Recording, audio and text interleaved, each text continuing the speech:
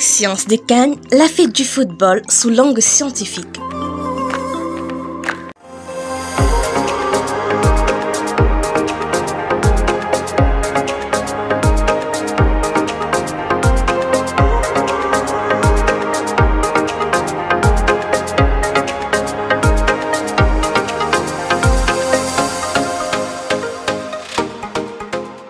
Bonjour.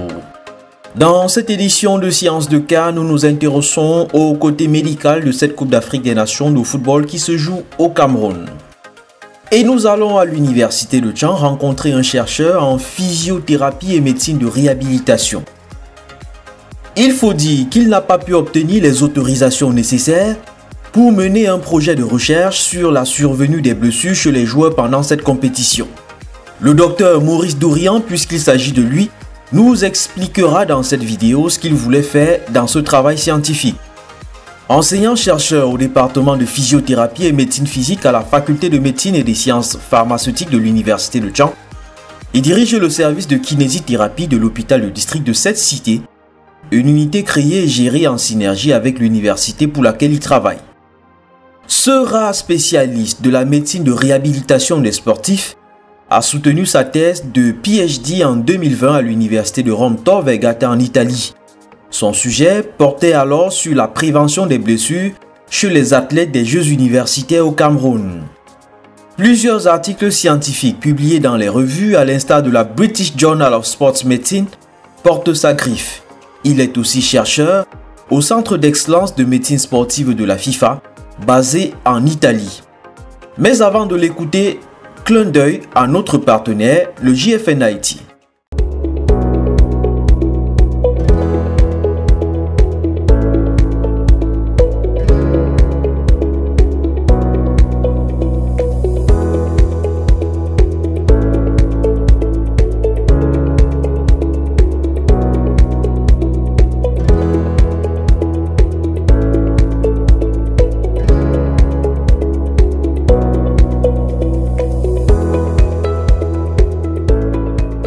Le 2 novembre 2021, Google Cloud, branche de Google, géant mondial de la technologie, choisit le JFN-IT, université technologique camerounaise située à Douala, pour lancer un partenariat historique. Le JFN-IT devient la première institution sur le continent africain à être habilitée à préparer les candidats aux certifications Google Cloud. Des certifications qui offrent à leurs titulaires un boulevard sur le monde en termes d'emploi. À l'occasion de cet événement, le directeur de la stratégie pour l'éducation supérieure en Afrique, en Europe et au Moyen-Orient chez Google Cloud insiste pour dire que les certifications Google Cloud sont les plus recherchées sur le marché du travail. Aujourd'hui, les compétences cloud et les certifications Google Cloud sont parmi les plus valorisées et les plus demandées dans le monde. Donc on a mis en place ce partenariat pour donner cette chance à la jeunesse camerounaise d'acquérir ces compétences et d'acquérir un métier et pour pouvoir innover et développer l'avenir du Cameroun. À travers ce partenariat avec JFN-IT, on va offrir les enseignements Google Cloud et à travers le programme Carrière Readiness, on va leur permettre d'acquérir les certifications qui vont les mettre dans le top des certifications mondiales et qui vont leur permettre d'obtenir des jobs et des métiers qui soient parmi les plus demandés au monde.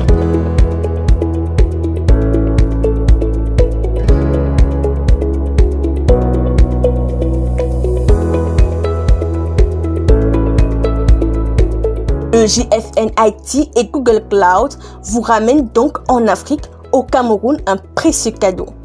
Tout ce qui vous reste, c'est d'en profiter. JFN-IT, Innovation for a Better World.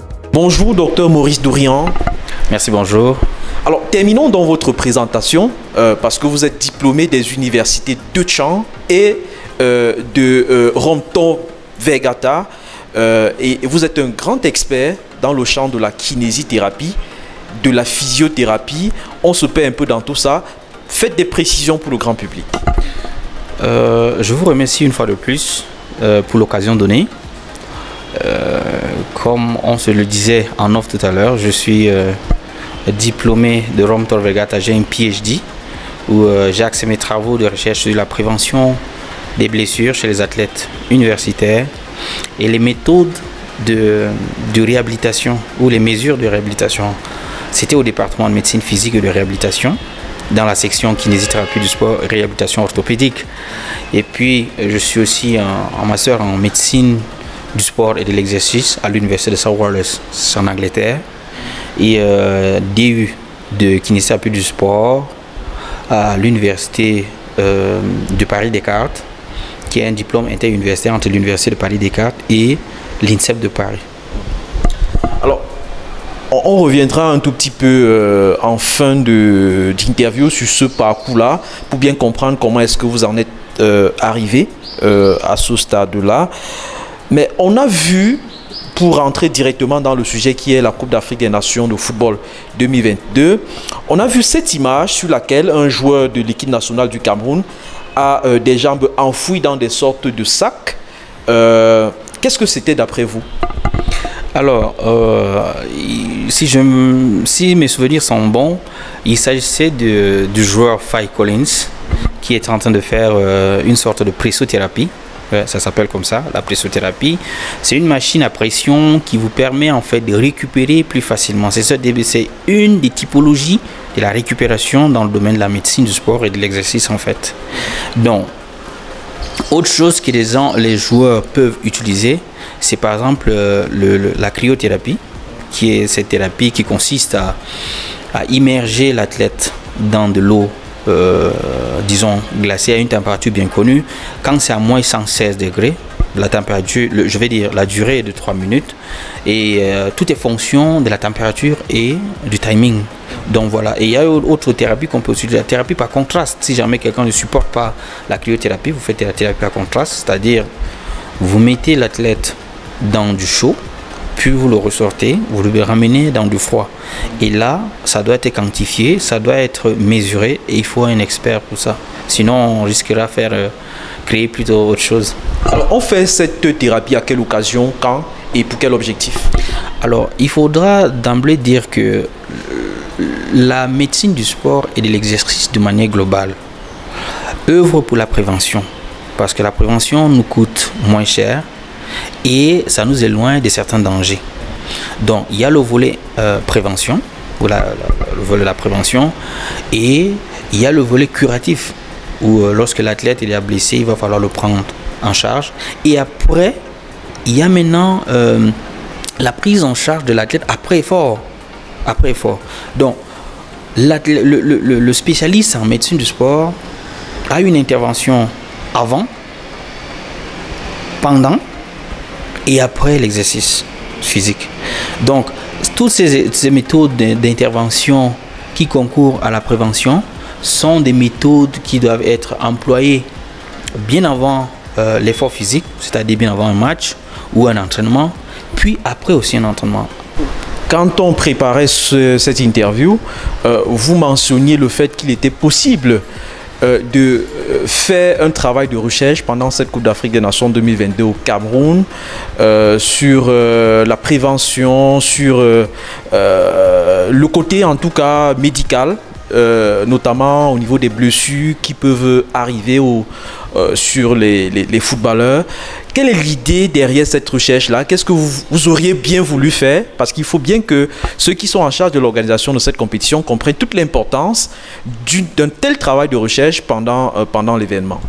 Alors, l'occasion, l'opportunité m'était donnée d'implémenter une idée, c'est-à-dire celle de mener une étude sur l'incidence de la survenue des blessures musculo-squelettiques durant cette CAN. Et malheureusement, on n'a pas eu la chance d'avoir toutes les autorisations pouvant nous permettre de réaliser ce projet. C'est dommage, mais c'est clair. Je l'ai dit tantôt, nous sortons d'un lockdown, nous sortons des différentes pauses.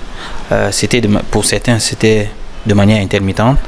Et des études, il y a une étude qui a été menée en 2011 aux États-Unis qui montrait en fait l'impact de repos chez les athlètes, l'impact de repos de manière intermittente chez les athlètes. Donc il y a eu des cas, des survenues, des blessures gravissimes d'ailleurs. Les incidents étaient élevés. Et on pouvait refaire une étude pour essayer de voir quels sont les types de blessures qu'on pouvait avoir et à quelle fréquence et surtout pendant quelle période durant cette CAN. D'accord? Pendant cette période durant cette CAN. Et à la fin maintenant, sur le long terme, c'est-à-dire d'une manière, je vais dire, récurrentielle, on pouvait mener une étude pour cette CAN, prochaine CAN, deuxième CAN, afin de savoir quels sont les facteurs de risque, afin de proposer une mesure de prévention et des mesures aussi de réhabilitation pour pouvoir sauver la santé des joueurs africains qui viennent participer à la CAN. Ça ne pouvait pas seulement se passer pour les joueurs, pour le football masculin, mais aussi il y a la CAN féminine. Il y a la CAN féminine. Maintenant, on pourra juger, ok, voilà comment ça se passe en Afrique, mais en Europe, c'est comment? On essaiera aussi d'étudier cette façon de faire. Pourquoi chez les Africains c'est comme ça et qu'alors en Europe c'est comme ceci. Donc c'est des choses qu'il faut se pencher là-dessus. L'idée elle est grandiose. Il faut mettre sur pied un programme de prévention des blessures spécifiquement aux athlètes africains, ceux qui viendront participer à la CAN. Maintenant, quelles sont ces méthodologies? Quelle est la méthodologie à employer pour pouvoir prévenir les blessures? Et même l'étude aurait pu permettre d'améliorer l'assiette de la médecine, du staff médical. Comment le staff médical devrait se préparer pour les prochaines échéances, par exemple. Comment ils doivent se préparer en échéance par rapport à la survenue des blessures. Parce qu'on y va, mais à l'aveuglette. Donc, je pense qu'on devrait voir la chose d'un autre œil. Mais malheureusement, on n'a pas pu. Et on espère que dans les prochaines compétitions, qu'on puisse obtenir cela. Je pense que c'est des idées, c'est des choses. Ça ne va pas seulement pour la CAN, mais on peut le faire aussi pour la FECAFOOT. Parce qu'il n'y a aucune donnée sur la survenue des blessures ou du moins le suivi des athlètes camerounais sur le plan national. Alors, on va dire qu'il est rare d'être très beau dans son propre village, on va le dire ainsi. Si l'une des 24 fédérations engagées dans cette Coupe d'Afrique des Nations de football 2022 venait à solliciter votre expertise pour s'occuper de son staff médical à l'occasion des prochaines compétitions, est-ce que vous êtes prêt à accepter une offre pareille? Alors, quand on se forme, c'est pour servir. Je ne suis pas formé pour rester à la maison. C'est pour aider la population. C'est pour servir le continent. C'est pour servir l'Afrique. Et donc, s'il y a un penchant, chez soi, on n'est pas roi. Même quand on a de l'expertise, que faut-il faire? On propose ça ailleurs, où on peut être accepté et puis travailler. Sinon, on perd la main. Ça c'est sûr, mais jusque-là, je suis sous contrat je suis à l'université de Caen, je suis épanoui, mais s'il y avait des demandes, je pense pas que ça puisse poser problème. Donc moi, ça devait être volontiers de travailler pour telle ou telle autre nation, mais j'ai plus un penchant pour mon pays, le Cameroun. J'espère qu'un jour, on va travailler. Il y a beaucoup à faire en fait. Il y a beaucoup à faire. Je suis d'abord nationaliste dans l'âme. Docteur Maurice Dorian, spécialiste de physiothérapie et de médecine de réhabilitation, kinésithérapeute à la base, très engagé dans le champ de, on va dire dans tout ce qui touche un peu à la médecine du sport. Vous étiez donc l'invité de cette édition de Sciences de CAN sur Afrique Université TV. Ici dans vos locaux, c'est le service de kinésithérapie créé par une conjonction d'efforts entre l'université de Caen, notamment sa faculté de médecine et de sciences pharmaceutiques, où vous enseignez par ailleurs, et l'hôpital de district de Caen, qui lui dépend du ministère de la Santé publique. Merci de nous avoir reçus dans ces locaux et on vous dit bonne chance pour les opportunités futures. On sait que vous avez très envie de travailler donc dans ce champ qui est en construction, qui est en friche en Afrique. Merci beaucoup. C'était un plaisir, un privilège pour moi, un avantage d'ailleurs, d'être de vôtre, d'être convié à ces échanges-là ou à cette discussion aussi prolifique, non seulement pour le Cameroun, mais aussi pour l'Afrique, pour tout le monde. Donc je pense que la prochaine fois, n'hésitez pas. Allez, si vous voulez lire les écrits du docteur Maurice Dorian, je vous conseille cet article scientifique. COVID-19 Considerations and Strategy for a Safe Return to International Football Competitions, an African Perspective. C'est un travail collectif sous sa direction publié en novembre 2021 dans le British Journal of Sports Medicine, une des revues les plus cotées de médecine du sport dans le monde. Ce travail de recherche donne des pistes pour reprendre les compétitions de football en Afrique sans dommage sur la santé des joueurs après la pause imposée par le Covid-19. L'article est en accès libre sur Internet.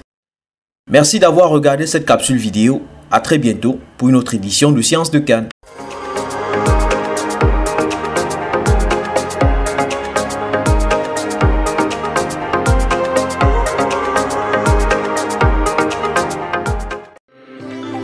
Sciences de CAN, la fête du football sous l'angle scientifique.